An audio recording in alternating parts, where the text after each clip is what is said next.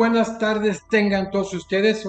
Es un gusto como presidente nacional de la Academia Mexicana de Derecho continuar en el cierre de este importantísimo Congreso Internacional de Independencia Judicial y Selección de Jueces y Magistrados Constitucionales, con ejercicios desde Europa a nuestra América Latina, mm, analizando la trascendencia que tiene la independencia judicial y la importancia que se tiene en la selección, precisamente incluso en la remoción de los jueces y magistrados constitucionales dentro de los sistemas democráticos.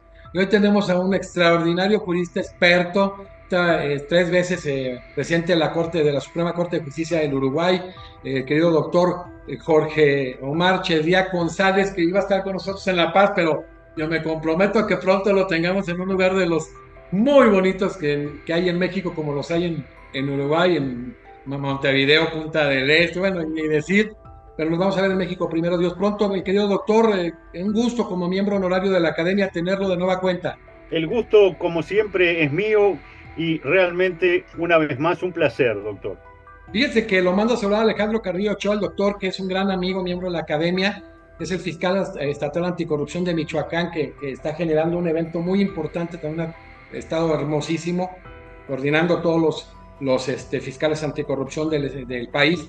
Y le mando un fuerte saludo a nuestro querido amigo Alejandro Carrillo Ochoa. Un abrazo, Alejandro, y que pronto, reitero, lo tengamos en México. Bueno, el doctor Jorge Omar Chedía González fue tres ocasiones presidente de la Suprema Corte de Justicia del Uruguay, muy prestigiosa, secretario nacional para la lucha contra el lavado de activos y el financiamiento del terrorismo del Uruguay, magistrado honorario de la Cumbre Judicial Iberoamericana, fue integrante de la Comisión Permanente de Coordinación y Seguimiento del 2012 al 19 y orgullosamente es miembro honorario de la Academia Mexicana de Derecho. Obviamente hicimos un pequeño resumen del sinnúmero de elementos que integran su currículum y hoy abordará el tema la independencia judicial y la selección de los ministros constitucionales del Uruguay. Vamos a que genere, darle el uso de la voz al doctor y al final una sesión breve, sesión de preguntas y respuestas. Adelante, querido doctor Jorge Omar. Muchas gracias y, por supuesto, lo menos aburrido en estas instancias suelen ser las preguntas y, y las respuestas.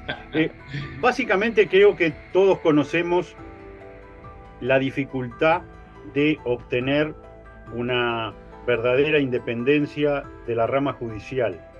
Sigue siendo la mejor receta la que establecieron los padres fundadores de los Estados Unidos ya en algunos artículos del Federalista, señalando que lo mejor con las tres ramas del gobierno era que las dos ramas restantes intervinieran lo menos posible en la designación de la tercera, que por supuesto aplica perfectamente para la rama judicial, que es lo que estamos hablando, y la cúpula de la rama judicial, que es donde suele residir el poder de control constitucional. ¿Por qué? Porque básicamente está en todos los textos. La rama judicial, el poder judicial, es un poder contrafáctico. No está diseñado en la estructura republicana democrática para ayudar al gobierno, ni a la rama legislativa ni a la rama ejecutiva, sino para controlarlas. De ahí que se diga además que es un poder contramayoritario. ¿Por qué contramayoritario? Porque en una democracia las mayorías eligen al titular del Poder Ejecutivo y diputados y senadores que conforman la mayoría dentro de la rama legislativa. Así que de alguna manera va contra la voluntad mayoritaria que designó y ungió a las otras dos ramas del gobierno. Razón por la cual para nosotros, y es un tema de apreciación personal, pero luego de más de 4 décadas en la magistratura, creo que avalada por la realidad que además percibimos siendo secretario permanente de la Cumbre Judicial Iberoamericana. El gran tema aquí no es la idoneidad técnica profesional de los candidatos, sino cómo lograr que esos candidatos cuya idoneidad está dada, es decir, es muy difícil que en una estructura democrática terminen siendo elegidos al máximo órgano de la judicatura o, en su caso, al Tribunal Constitucional quienes no sean abogados de prestigiosa trayectoria y abundante currículum. Eso que parece importante y lo es, lo damos por descontado. En general, en todas las estructuras democráticas, la idoneidad técnica o profesional de los candidatos está asegurada. El tema es, bueno, ¿cómo logramos la independencia? La independencia del poder político, la independencia del poder ejecutivo sobre todo, pero también de las mayorías del poder legislativo. Es tradicional el acuerdo cuando existe la posibilidad de nombrar un cuerpo en su totalidad, sean 5 miembros, 7 miembros, 9 miembros, la lógica política democrática instala que si son 9 sean 5 de la mayoría y 4 de la minoría, si son 7, 4 y 3, si son 5, 3 y 2, es decir, un equilibrio de pertenencias políticas dentro de los candidatos, que es una razonable fórmula. Ahora, si más allá de que los candidatos no hayan tenido actividad política abierta, la mayoría del órgano Suprema Corte de Justicia, Corte Suprema de Justicia, Tribunal Constitucional, está conformada por ministros que sintonizan con el gobierno, con el Poder Ejecutivo o con la mayoría del Parlamento, no estamos obteniendo un eficaz control de las otras dos ramas del gobierno, que fue lo que plantearon los padres fundadores de los Estados Unidos, que básicamente diseñaron operativamente este sistema. Hay alternativas, por supuesto, y creo que en general las tenemos todas conocidas y están sobre la mesa. Lo primero es tratar de que los mandatos de los órganos de cierre de la rama judicial no coincidan con los mandatos de las otras dos ramas del gobierno. Básicamente, en nuestros países, las elecciones determinan renovación de los gobiernos cada 4, cada 5, en algún caso cada 7 años, no más que eso. En Uruguay originalmente eran 4, desde la reforma constitucional del 67 se pasó a 5 años, es decir, se entendió que 4 años era un periodo de gobierno demasiado corto. Pero bueno, en otros países, en los propios Estados Unidos de Norteamérica, se ha mantenido la fórmula tradicional de renovación de autoridades máximas vía elecciones democráticas cada 4 años. ¿Cómo deberían? ¿Cuál es la buena práctica de los mandatos de las autoridades judiciales? Y básicamente que sean más largos. No parece la mejor fórmula, y lo ha demostrado la realidad, sobre todo en relación a los tribunales constitucionales, simplemente porque son de creación histórica más nueva que las propias cortes. No parece una fórmula de las más deseadas que el mandato de un ministro del Tribunal Constitucional o un ministro de la Corte coincida en su duración con el mandato, por ejemplo, del presidente de la República, de los senadores o de los diputados o de los gobernadores. Ya estaba planteado así, se aspiraba a que en los propios Estados Unidos al inicio, que hubiera renovaciones frecuentes de las dos ramas del gobierno políticas, del Poder Ejecutivo y del Poder Legislativo, pero que los mandatos de las autoridades judiciales tendieran a ser vitalicios. Por supuesto que se ha ido dejando de lado el término de mantenerse en el cargo mientras uno esté con las facultades intelectuales íntegras, y se han ido estableciendo periodos para los mandatos. El más común, 10 años, 15 años o hasta los 70 años de edad o hasta los 75 años de edad, que se ha ido confluyendo en no estar en los cargos de cierre de la rama judicial más allá de los 75 años de edad, aunque uno se encuentre con sus facultades intelectuales a pleno. Pero el denominador común es que sean mandatos que excedan el mandato político. Es decir, que, por ejemplo, un presidente de la República tenga que convivir con magistrados de la Suprema Corte de Justicia o del Tribunal Constitucional que fueron nombrados en el gobierno anterior. Que no tenga la posibilidad, que se da si el mandato es 5 años y además coincide con las fechas del mandato del gobierno, que no tenga la posibilidad de nombrar él o hacer un acuerdo político él para nombrar, para designar a las máximas autoridades de la rama judicial. En Estados Unidos vemos esa situación porque si analizamos la duración de los mandatos, y los norteamericanos llevan una estadística que ojalá, por ejemplo, lleváramos en Uruguay, llevan una estadística precisa de la duración de los términos de los ministros de la Suprema Corte de Justicia de los Estados Unidos, desde la primera corte que nombrara el general George Washington hasta ahora. Y la duración promedio es de 14 años y 3 meses. Es decir, más de 3 periodos y medio de presidente de la República.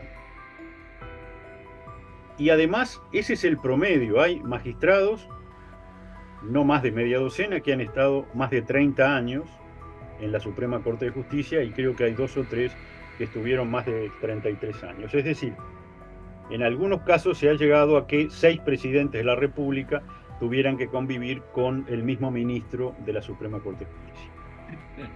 ¿En qué beneficia ello? Bueno, que el distanciamiento de ese ministro que fue nombrado hace 2 o 3 presidentes, el distanciamiento de su pertenencia política es mucho más grande. Eso asegura la independencia sobre todo, que así está establecido, del gobierno. Entonces, en principio, mandatos que no coincidan temporalmente con los mandatos del gobierno y que excedan el periodo de gobierno.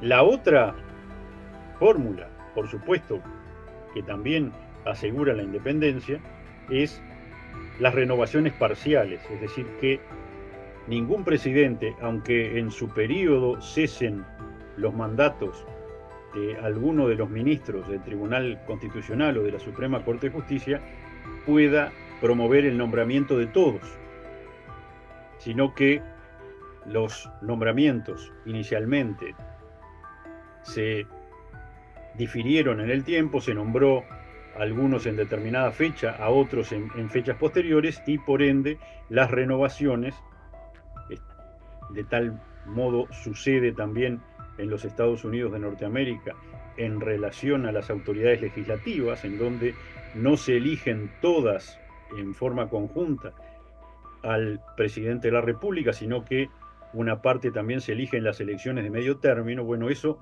asegura en la rama judicial que no se pueda nunca nombrar a la totalidad del órgano, asegura la independencia política, porque básicamente, si estamos hablando de 5 ministros, si 3 se nombraron con determinadas mayorías políticas, aunque haya sido por acuerdo político, bueno, pero ahora hay que renovar 2, los otros 2 que cesan antes, y allí habrá otras mayorías y otra posibilidad de acuerdo político, lo cual coadyuva a distanciar a los jueces supremos de la influencia política.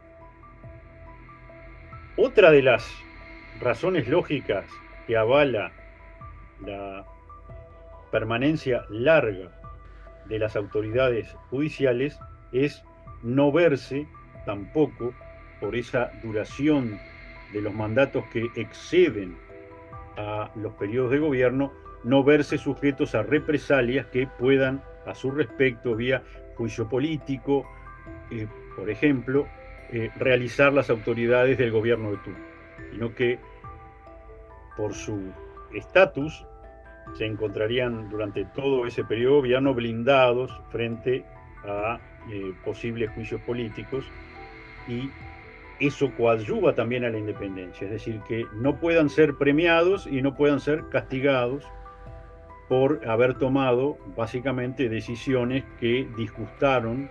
Suele pasar, el control constitucional tiene eso. Sí, claro. Uno, cada vez que declara una inconstitucionalidad, genera una rispidez con las autoridades de gobierno, sea con el Poder Ejecutivo, sea con el Poder Legislativo. Si uno termina declarando inconstitucional una ley, o a veces con ambos, ¿no? Termina disgustando a la Presidencia de la República y a las mayorías oficialistas de la rama legislativa.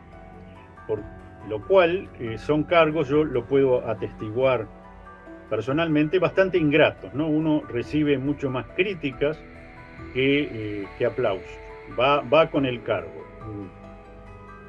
Forma parte del bagaje de estos cargos, y por supuesto simplemente hay que convivir con ello. Entonces, en el diseño institucional, concretamente, mandatos largos, posibilidad de renovación parcial, que no coincidan las fechas de los mandatos, al menos del inicio de los mandatos, con el inicio del gobierno, a los efectos de alejarlo, la designación lo más posible de los intereses políticos naturales de las otras dos ramas del gobierno. Nadie está diciendo que esto no sea natural, no, pero bueno, tenemos, recordemos, dos ramas esencialmente políticas, con intereses políticos, y una que está más alejada de la actividad política, pero debe controlar, como decían los padres fundadores, a quien tiene la espada, que básicamente es el presidente de la República, que suele ser el comandante supremo también de las Fuerzas Armadas, y a quien tiene la bolsa, en general, nuestros parlamentos, que son quienes a través de las leyes presupuestales habilitan o no los distintos rubros para las múltiples actividades que un gobierno tiene. Y quedamos en el Poder Judicial en esta función de contralor, que no suele ser la más grata, como decíamos, porque en general siempre detrás de leyes o de actos que se declaran inconstitucionales estaban las mejores intenciones. Entonces, por ejemplo, en una oportunidad que declaramos un impuesto a la concentración de la tierra, en un sobreimpuesto, porque en realidad impuestos ya había a la concentración de la tierra en el Uruguay, que estaba destinado a la pavimentación rural, es decir, a construir carreteras en los ámbitos no urbanos. Por supuesto, había un tema de diseño tributario equivocado, de doble tributación. Anulamos la ley y se nos acusó prácticamente de conspirar contra las mejores carreteras en el interior del país, porque, por supuesto, la ley tenía, pese a ser inconstitucional, un fin loable, que era mejorar la caminería en el interior de la República. Pero bueno, decíamos, esto básicamente en el nivel de diseño institucional. ¿Se puede coadyuvar a distanciar aún más los órganos judiciales de su designación política? Bueno, primero, señalar que no hay alternativa a la designación política. No puede generarse una designación espontánea en una democracia de los magistrados. Los magistrados tienen que ser designados, y las alternativas también son bastante conocidas. Puede ser a propuesta del señor presidente de la República, con venia del Senado. De ser ese el mecanismo, tenemos una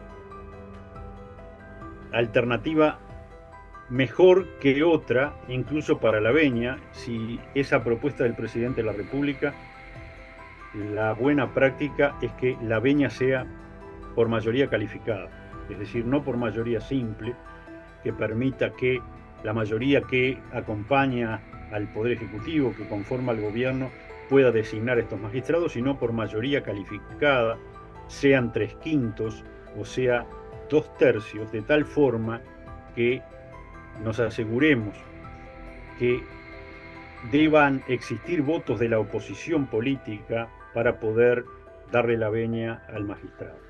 Entonces, allí el gobierno se ve obligado a negociar con la oposición el apoyo a el ministro que propone a los efectos de obtener la venia que lo habilite a asumir el cargo. Así que si es por designación del presidente de la República, a propuesta o designación del presidente de la República, que se requiera en la Cámara de Senadores una mayoría especial. Cuanto más alta, mejor. Depende del país. En realidad, la diferencia entre 3/5 y 2/3, que en Uruguay se da para distintos cargos, es nada más que para asegurar que el gobierno no pueda designarlos, porque nunca en la historia del Uruguay ha habido un gobierno que tuviera 2/3 en el Parlamento y tampoco 3/5, sino que en el mejor de los casos mayoría simple más algún legislador. Entonces, debiendo en la génesis estar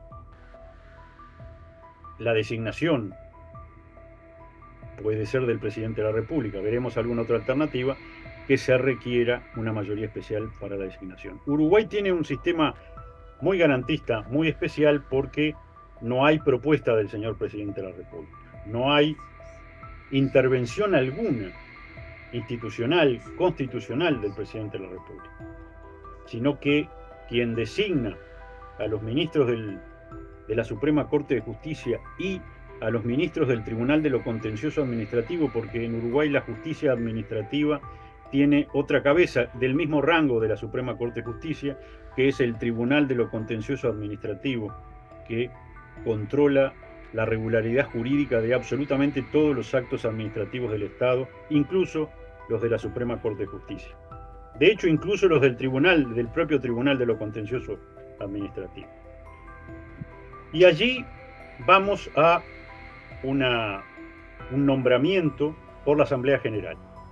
Ni siquiera por las cámaras, no, por la Asamblea General. Se requiere que exista una mayoría de 2/3 en la Cámara de Diputados y una mayoría de 2/3 en la Cámara de Senadores, que actuando en conjunto puedan conformar los 2/3 de la Asamblea General para designar un ministro de la Suprema Corte de Justicia o un ministro del Tribunal de lo Contencioso Administrativo.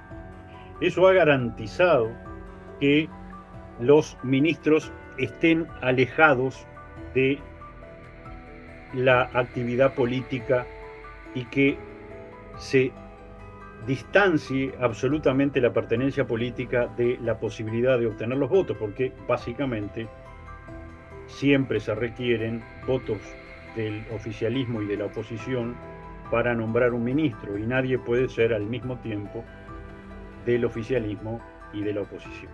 Esa es básicamente la mejor fórmula que Uruguay ha encontrado para la designación. Es decir,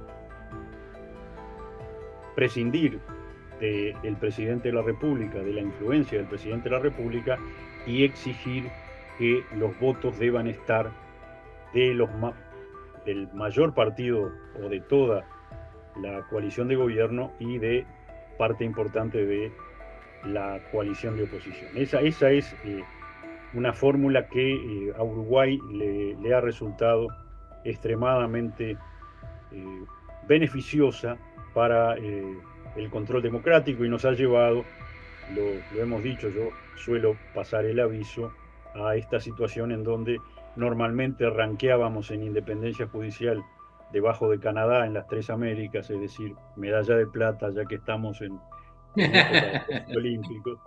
y el año pasado pasamos a la medalla de oro, es decir, Canadá quedó en Sí, cara, ¿qué tal? eso no es poca cosa, ha sido No, no, no, y es un ejemplo, eso es para ejemplo para América Latina, qué maravilla. ha sido un gusto.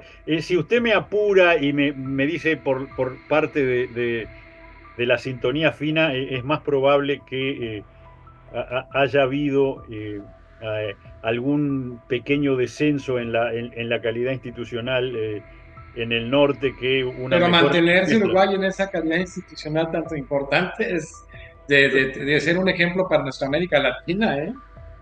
Pero bueno, a nosotros nos ha dado resultado esta vieja fórmula que se fue volviendo más exigente, es decir, empezamos con la misma forma de designación en nuestras constituciones primigenias, pero lo que fue incrementándose históricamente es las mayorías. Eh, Básicamente se comenzó con que debía ser la designación, y tenemos países donde así sucede, por la Asamblea General por mayoría de miembros presentes. El tema es que a veces la mayoría de miembros presentes conforman un quórum que no representa la voluntad total del cuerpo. Entonces, con distintas modificaciones constitucionales pasamos y dice, bueno, vamos a hacer más difícil el nombramiento, y en vez de mayoría de miembros presentes, mayoría de integrantes. Con lo cual ahí nos aseguramos, porque el Parlamento del Uruguay tiene 99 diputados y 31 senadores, que básicamente, a grosso modo, se necesitaran la mitad más uno de la totalidad de los 130 legisladores. Ahora, luego, dado que se llegó en alguna situación puntual a que el gobierno tuviera la mitad más uno de los legisladores, dijeron, bueno, no, pero no estamos cumpliendo el objetivo, la teleología de estas normas constitucionales, que era que el gobierno no pueda nombrar al ministro de la Suprema Corte de Justicia, sino que requiera los votos de la oposición. Entonces ahí pasamos a la mayoría calificada. Dice, sí, presentes, pero además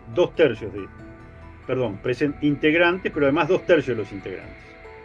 Y ya que estamos, 2/3 de los integrantes de ambas cámaras, es decir, no pueden ser, por ejemplo, y creo que ahora esto se concreta, los 2/3, en que en 130 legisladores los jueces, para ser nombrados, necesitamos 87 votos. Y sí, pero no pueden ser 87 votos de 87 diputados, no, tiene que ser 2/3 al menos de los diputados y 2/3 al menos de los senadores.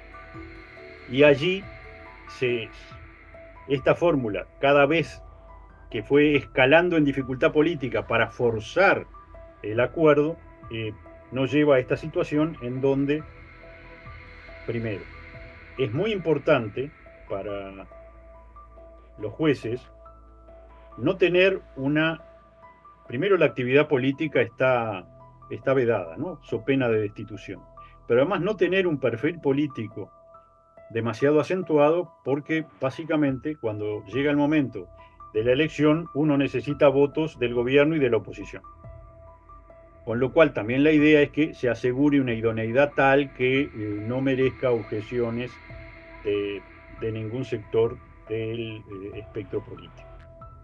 Ahora, vamos a otro tema más complicado de instrumentar cuando no se tiene. ¿Cuál debería ser el origen de los candidatos?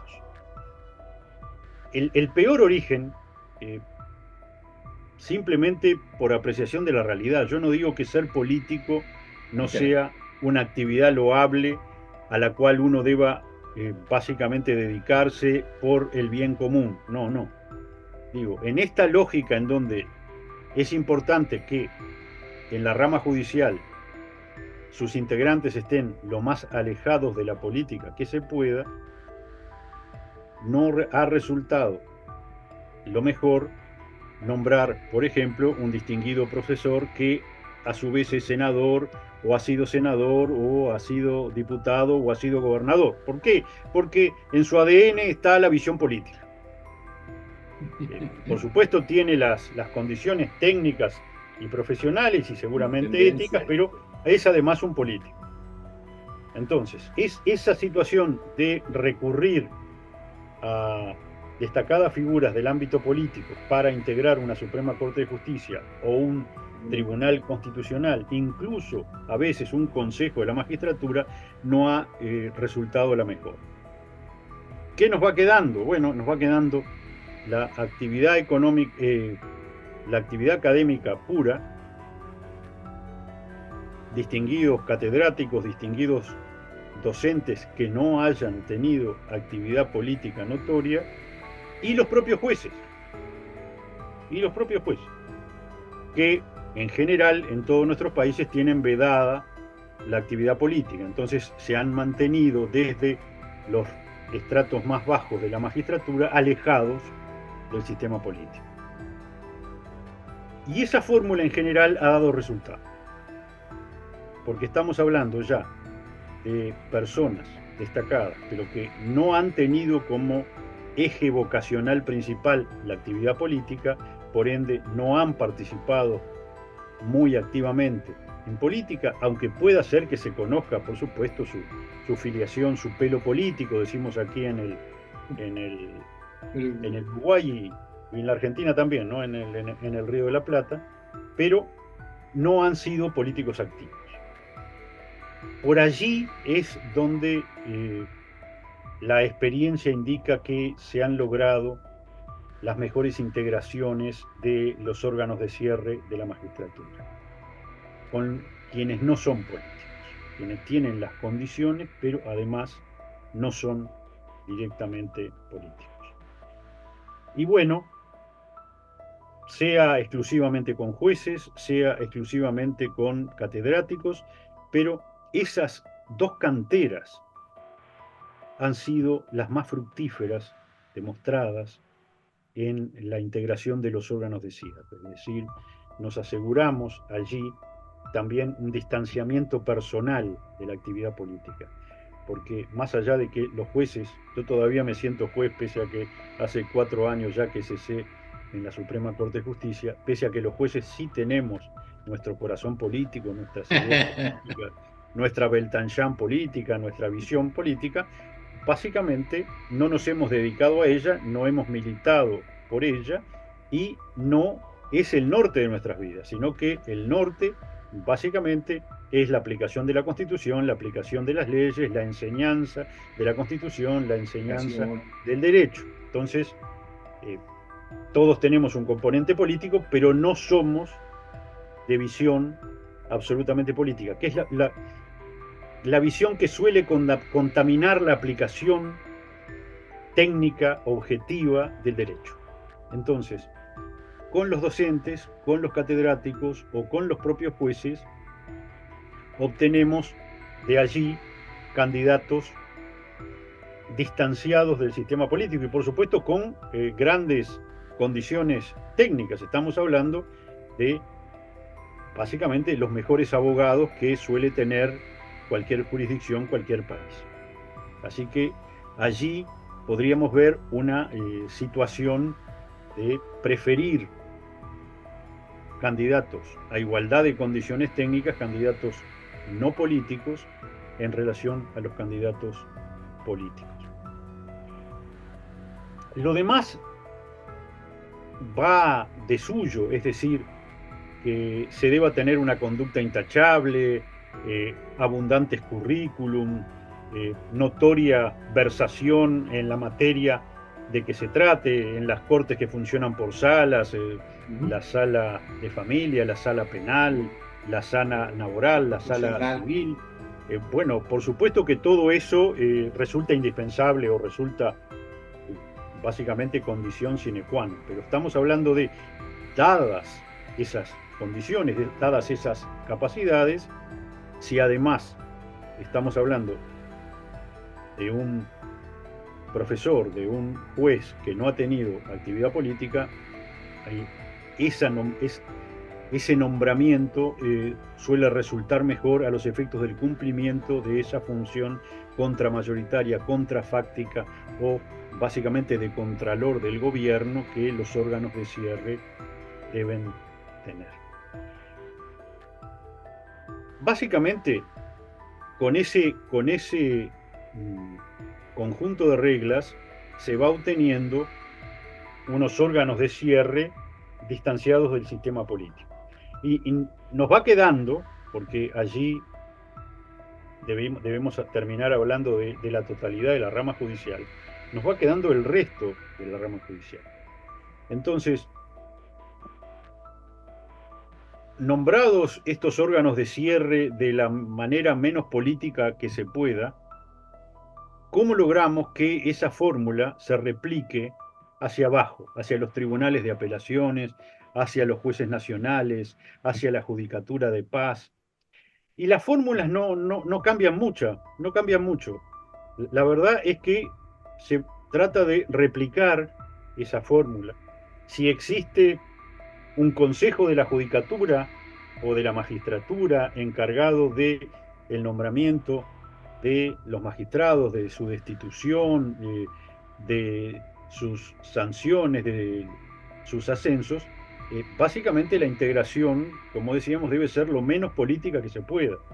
Con lo cual, el mejor consejo de la judicatura o de la magistratura es aquel en donde la cátedra y la propia judicatura tiene una mayoría importante en relación a los miembros políticos, a los representantes básicamente de la rama legislativa que lo integren. ¿Para qué? Para asegurarnos también que en los nombramientos de toda la estructura tenga la menor injerencia posible la visión política. Porque volvemos, básicamente, si uno es senador, que son quienes normalmente integran los consejos, bueno, básicamente tiene una visión política. Se dedicó a la política, entonces su visión básicamente es muy política, entonces lo más probable es que prefiera un magistrado de cercanía política a su visión que a uno que esté más alejado.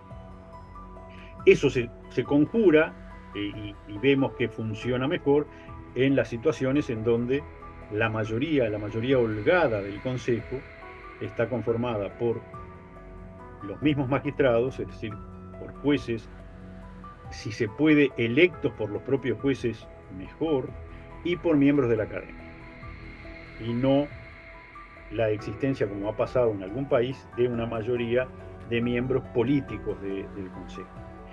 En Uruguay tuvimos Consejo de la Magistratura, pero fue una muy mala experiencia en épocas de la última dictadura y se volvió al régimen tradicional en donde la propia Suprema Corte de Justicia nombra absolutamente a todos los integrantes del Poder Judicial, con la salvedad del escalón inmediato inferior, que son los ministros del Tribunal de Apelaciones, en donde allí se requiere venia del Senado de la República, un poco lo que hablábamos. Entonces, la designación, la propuesta es de la Suprema Corte de Justicia, pero el sistema político, a través de las mayorías en el Senado de la República, tiene que avalar esa designación. De ministro de tribunal para abajo, es decir, de juez nacional hacia abajo, la Suprema Corte designa, pero por supuesto, como estamos hablando de una Suprema Corte que fue designada no por criterios políticos, designa por criterios técnicos y no por criterios políticos. Pero básicamente se trata de replicar en toda la estructura esa misma receta que propiciábamos y que ha dado un resultado muy bueno para básicamente los órganos de cierre. Y tratar, porque ahí sí, en los órganos de inicio o más bajos de la escalera y de la estructura judicial, que básicamente en nuestros países se suele parecer bastante, a veces no gusta, pero yo encuentro la analogía, se suele parecer bastante a la estructura militar, es decir, tenemos rangos y grados y jerarquías. Bueno, allí sí se puede aspirar a estar toda la vida en la magistratura, es decir, a que los cargos de la judicatura, los de abajo y subiendo también en la estructura, salvo los órganos de cierre, tiendan a ser vitalicios, es decir, a obtener un cuerpo de jueces, de técnicos, de notarios, de defensores por fuera del sistema político, que dentro de la rama judicial se mantengan lo más alejados posibles de la actividad política. Y eso va asegurando que la rama, por supuesto, asegurando, como todo, no con un 100% eficacia. Ojo, no hay sistema perfecto. En el sistema mejor diseñado institucionalmente puede terminar existiendo casos puntuales de injerencia política.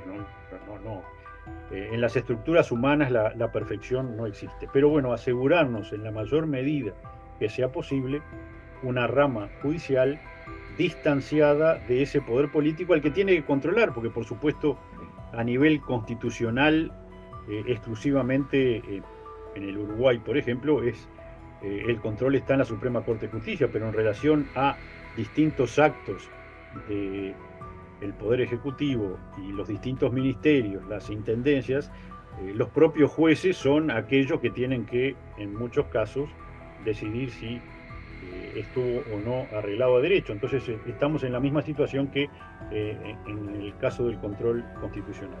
Por lo cual se debe tener esos jueces contrafácticos lo más independientes e imparciales que sea posible, que si es necesario y es conforme a derecho, resuelvan contra el gobierno de turno, sea un gobierno que han votado o sea un gobierno que no han votado. Es decir, que esa simpatía política no juegue, si es posible para nada, en la toma de las decisiones judiciales.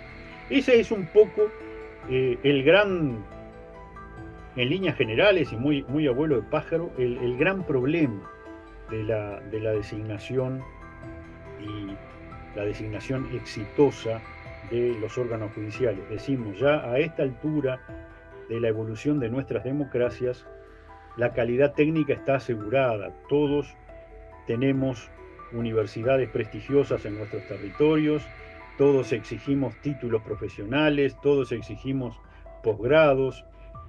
Por ende, eso básicamente ya está.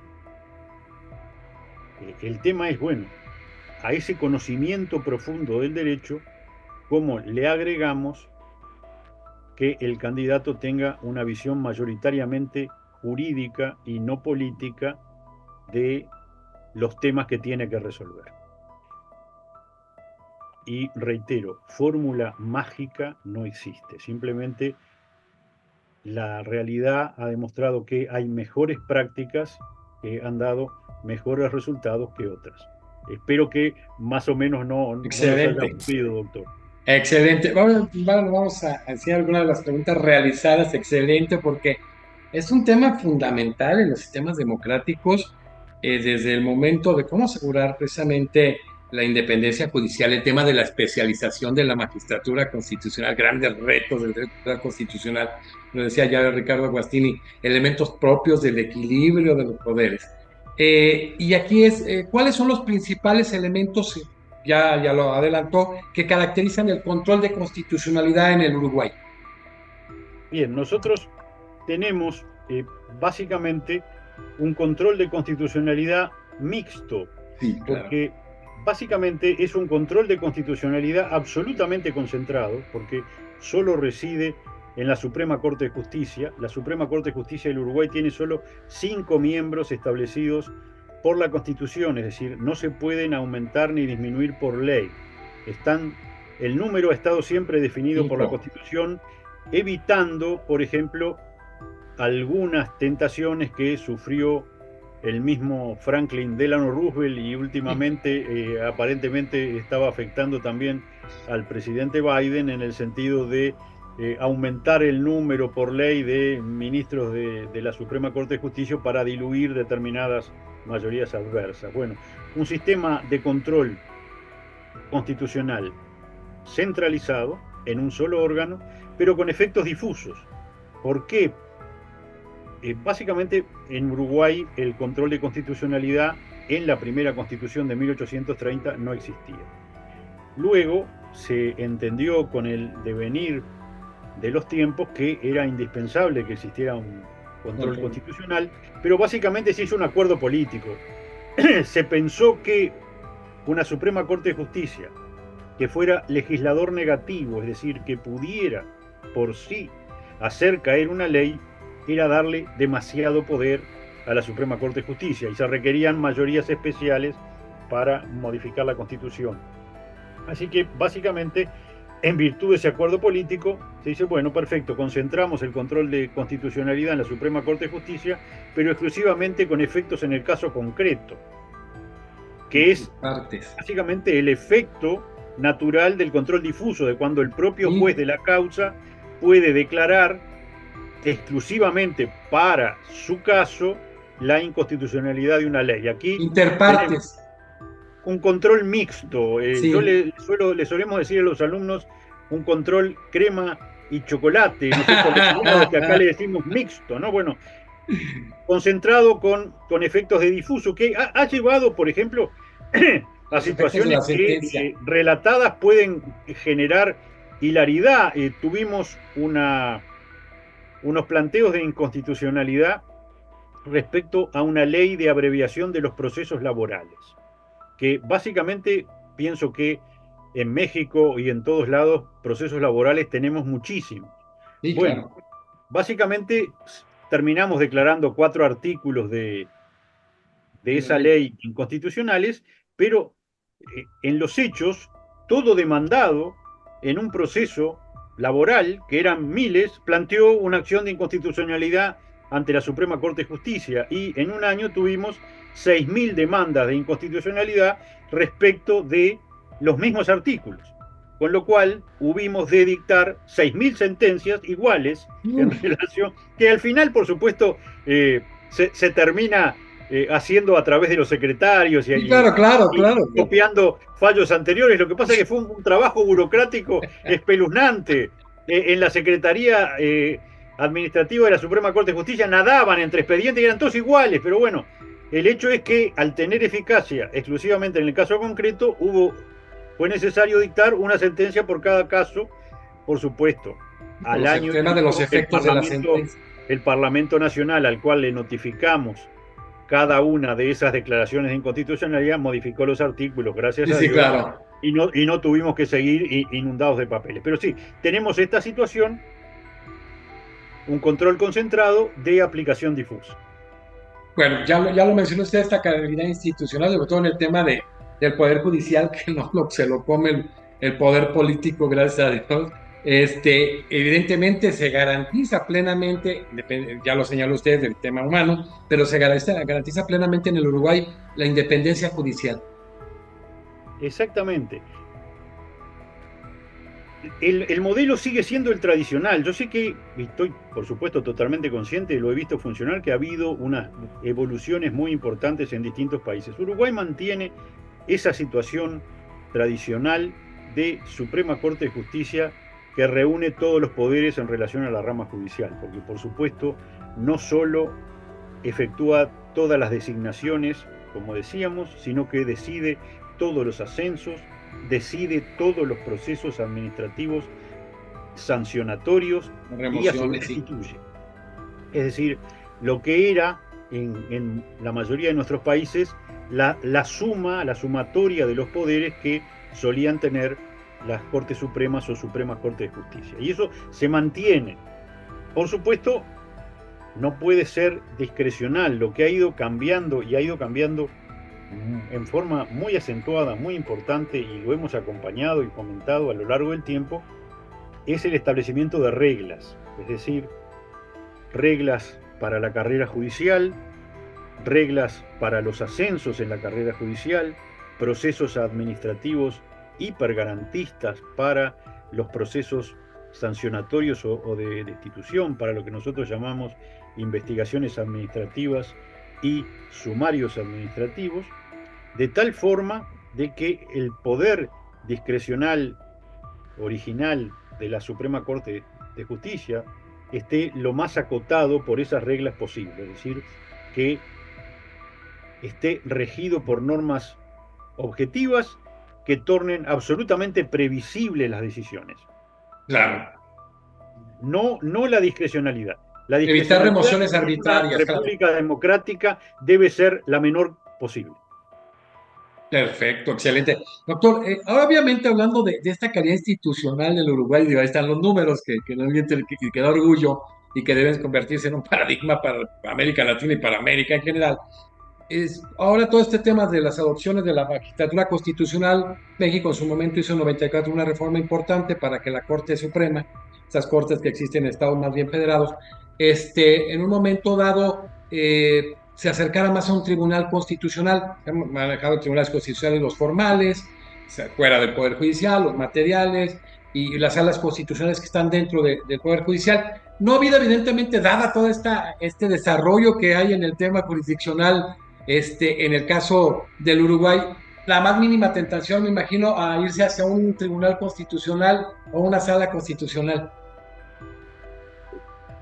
A Tribunal Constitucional no. De hecho, la Suprema Corte de Justicia funge de Tribunal Constitucional. Claro. Pero se ha planteado técnicamente si no sería viable, y lo sería, la conformación de salas. Lo que pasa es que estamos hablando de una Suprema Corte de Justicia de solo 5 miembros, muy pequeños, establecidos en la Constitución de la República. Es decir, para aumentar, aunque fuera en uno, el número y tener 2 salas de 3, se requeriría una modificación de la Constitución de la República. Y no ha tenido básicamente no ha habido ni una voluntad política, ni no hay necesidad, hombre, como están trabajando. No, pero también señalemos, porque hay cortes muy sobrecargadas. Claro. Decíamos, en la rama judicial, la Suprema Corte de Justicia tiene todos los poderes. Perfecto. Ahora, no hay una sala administrativa de la Suprema Corte de Justicia, una sala contencioso administrativa, porque tenemos separado un tribunal de lo contencioso administrativo que está recargadísimo de trabajo, que también tiene 5 miembros y tiene el Contralor de la Regularidad Jurídica de los Actos del Estado, que no integra el Poder Judicial. Es decir, el trabajo enorme que tendría una sala constitucional contencioso una sala contencioso administrativa de la Suprema Corte de Justicia, lo tiene un tribunal de lo contencioso administrativo separado. Y el trabajo también muy importante para la calidad democrática y para las elecciones y el contralor de las elecciones, que podría tener una sala electoral de la Suprema Corte de Justicia, lo tiene básicamente, totalmente en el Uruguay, la Corte Electoral. Es decir, además tenemos una Corte Electoral establecida en la Constitución de la República de 9 miembros de todo el sistema. Está además diseñada para que estén representados todos los partidos políticos en los ministros de la Corte Electoral, que tiene a su cargo todo el contralor de las elecciones y todo lo que conforma la justicia electoral, las impugnaciones, las decisiones, los recursos están en una corte electoral. Entonces tenemos una corte electoral, tenemos un tribunal de lo contencioso administrativo y una Suprema Corte de Justicia. Por ende, la Suprema Corte de Justicia entiende en lo que podríamos decir es estrictamente judicial y no en esas otras materias que en otros países, en otras jurisdicciones, están también a cargo de la Corte. Por ende, no está sobrecargada la Corte. Esa es por esta existencia de otros 2 cuerpos con mucho trabajo, sobre todo en el caso del Tribunal de lo Contencioso Administrativo, pero que están con absoluta independencia de los 3 poderes del Estado. O sea, no integran ninguno de los 3 poderes. Es un órgano extrapoder. Qué interesante y qué modelo tan interesante. Digo, ahora en este ejercicio Europa-América, en este gran ejercicio que hemos venido haciendo con gente muy calificada como usted, qué bueno que entendamos estos modelos y que veamos la eficacia. Doctor, hablamos del poder contramayoritario, qué interesante. O sea, el poder político, un órgano creado precisamente para controlar, para contener. Se ha hablado mucho en varios países a nivel de ministros de corte, a nivel de Poder Judicial, exceptuando ministros de corte, pero también ministros de corte, de esa elección popular, tomar este aspecto democrático, democratizar las cortes. Yo creo que ya lo avanzó usted. ¿Es una solución adecuada? No. Estuvo volvemos. A mí me gusta señalar la estructura democrático-republicana de gobierno, más allá de los antecedentes filosóficos europeos, de el conde de Montesquieu, sobre todo, está en el diseño de los padres fundadores de los Estados Unidos de América, entre ellos predominantemente el grandísimo Thomas Jefferson. Por supuesto que ellos analizaron también la posibilidad de la elección popular de los jueces y la descartaron. La descartaron porque básicamente se señalaba, si elegimos de forma parecida a los integrantes de las tres ramas del gobierno, vamos a obtener resultados parecidos. Por ende, si hiciéramos una elección popular, por ejemplo, de los ministros de la Suprema Corte de Justicia, tendríamos una forma de elección en una democracia muy parecida a la de los senadores y a los diputados, y el resultado probablemente sería muy parecido. Entonces decían, no, pero nosotros queremos un poder que controle, no queremos un poder que acompañe. Claro. Y si hacemos una elección popular, va a acompañar el sentimiento popular del momento, entonces vamos a tener un poder ejecutivo, senadores y diputados, y jueces, sobre todo jueces supremos, que se alinean con determinada mayoría o determinada visión política. Y no es lo que queremos, justamente lo que queremos es un poder contrafáctico, un poder contramayoritario. Por ende, no debería la rama judicial ser elegida por las mayorías. Y ha funcionado, en realidad, explicado lógicamente, ha funcionado bastante bien. Y cuando se ha querido ir hacia la elección popular, se dio un poco el resultado que los padres fundadores de los Estados Unidos habían vaticinado. Se parece mucho la elección a la de un legislador. Y prácticamente con las mismas reglas y, por supuesto, se termina alineando cuando se candidatea a un cargo judicial con determinada facción política quien está postulándose. Es decir, neutralizamos aquella ventaja de que el poder de Contralor Judicial fuera contramayoritario, fuera también lo más alejado de la política que se pudiera. La elección popular contamina de política, de visión política, la elección. Así que sigue siendo la fórmula original de tener una forma de elección para el Poder Legislativo y para el Poder Ejecutivo y otra totalmente distinta para el Judicial. Así que no ha dado buen resultado. No está en el diseño original y además no ha dado buen resultado ir a la elección popular. No, y es que se pierde esta idea filosófica, conceptual de que el poder es contramayoritario. Sí, cuando hablaban de los frenos, que son los controles, de ser independientes al controlado, entonces es la misma esencia, se pierde, o sea, y qué interesante, doctor Chediak, cuando habla usted precisamente de los padres en Estados Unidos, porque si se ve la génesis puede encontrarse en contenidos de Inglaterra, no era tan definido los poderes y hay algunas cuestiones muy vagas. Ya el tema que se da en Estados Unidos, de alguna manera, nosotros que estamos involucrados con influencia francesa, española, en esos casos norteamericana, pues ese tema que se dio en el caso de los ingleses se diferencia a lo que ahora retomamos nosotros para la independencia precisamente del Poder Judicial, que es básica en la calidad democrática en los sistemas democráticos. Podemos concluir que la independencia judicial es un elemento básico de cualquier democracia. Por supuesto, y yo hago constante referencia, no recuerdo ya qué gran profesor fue, pero porque yo fui a la facultad en los años 70, lamentablemente, hace está muy bien, años. En todos los pero sentidos. Él decía, y uno va una y otra vez corroborando, que los padres fundadores le pusieron mucho sentido común al diseño de la estructura republicana. Porque, por supuesto, todos después hacemos grandes reflexiones y conceptuamos y hacemos planteos filosóficos. Ahora, en la base hay mucho sentido común. Diseñaron la estructura republicana con inteligencia y sentido común. se puede explicar fácilmente incluso a quien no sea un especialista en derecho, porque las ideas principales son muy sencillas.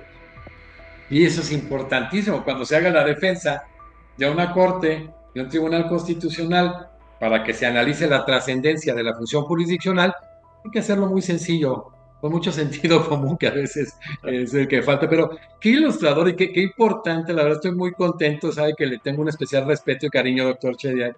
Pero ahora que han venido pasando juristas muy connotados de toda América Latina, este tema de la calidad democrática, de la institucionalidad democrática en la calificación que tiene Uruguay, pues hay que voltear a ver lo que está calificado de una manera más alta en cuestión democrática. Entonces, yo creo que los buenos ejercicios, las fortalezas del tema republicano, las fortalezas del Estado constitucional democrático, hay que tomarlo de quien evidentemente tiene esas calificaciones, y obviamente el doctor Chediak, que presidió en 3 ocasiones la Suprema Corte de Justicia, tiene un conocimiento muy vasto en estos temas. Bueno, hay muchísimas más preguntas, pero bueno, ya después platicaremos del tema. Doctor, muchísimas gracias por estar todos minutos fuera del aire ahorita que cerremos con usted.